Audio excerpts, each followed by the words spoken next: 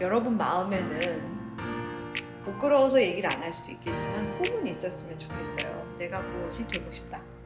근데 그것을 꼭 남한테 말씀하지 않으셔도 내 마음에는 있었으면 좋겠어요.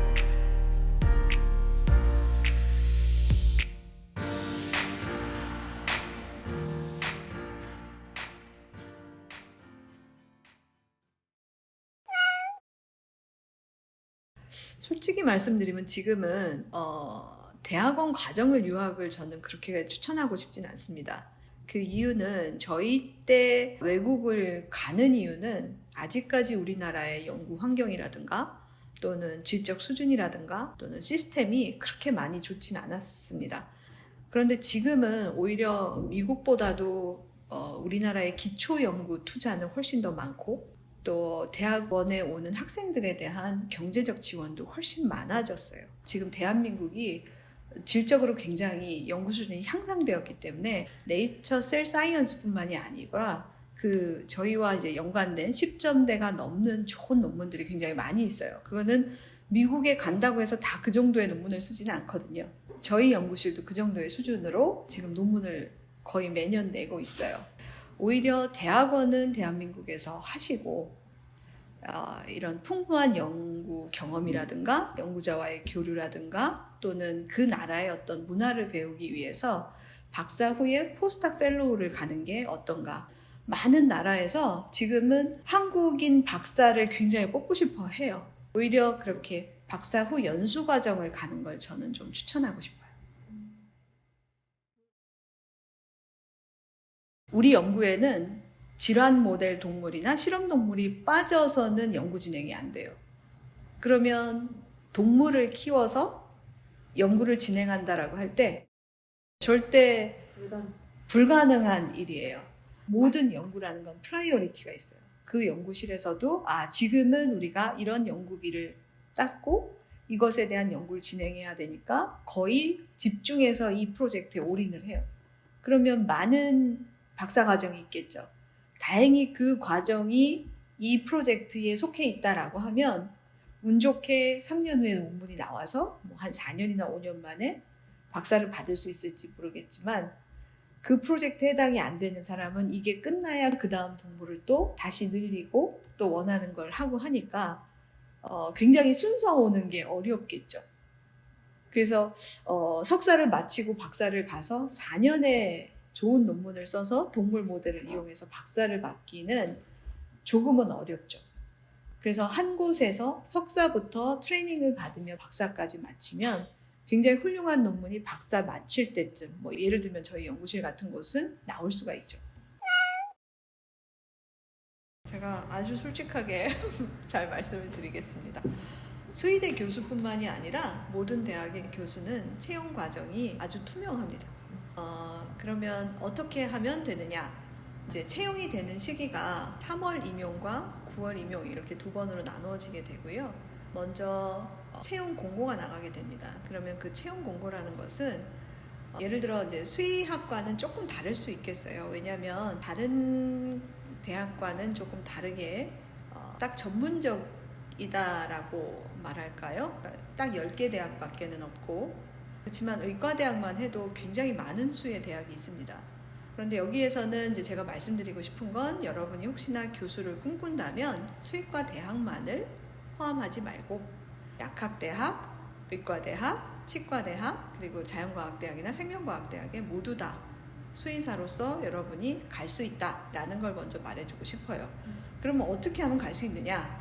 물론 관련 분야, 즉 모집 분야가 정해지는 건 연구의 어떤 트렌드일 것 같아요. 예를 들면 앞으로 고령화 사회가 된다라고 하면 의대에서만 한번 얘기를 한다면 노화와 관련된 어떤 연구를 하는 특히 치매 관련 분야라든가 또는 신경퇴행성 질환이라든가 또는 어떤 부분에 바이오 의약품을 좀 개발하고 싶은 곳이 있어서 그 어떤 특정 질환하고 연관된 분야들을 뽑고 싶다. 이렇게 굉장히 세부적으로 결정이 되는 경우가 많습니다. 광범위하기도 하지만. 자, 그럼 그렇게 연구 분야가 정해졌다라는 얘기는 이 연구 분야에 어떤 전문가가 있는가를 먼저 생각을 하게 되겠죠. 그럼 그 전문가를 가려내는 것이 바로 이제 채용 모집 분야 밑에 있는 평가 항목일 텐데, 첫 번째가 박사 학위 논문의 질적 평가입니다.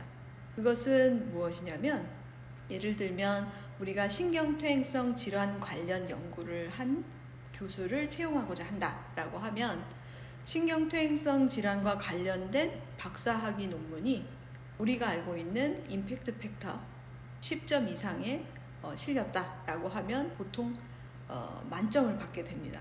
10점 이상의 논문을 박사 학위 과정 동안 썼다라고 하는 것은 굉장히 노력을 많이 했다라는 결과이기 때문에 1단계 만점을 받아요. 그럼 그 박사 학위 논문과 모집 분야의 관련성이 일치하면서 질적으로 우수했다라고 하면 1차 만점을 받고, 두 번째 평가 기준이 최근 연구 논문의 질적 수준입니다.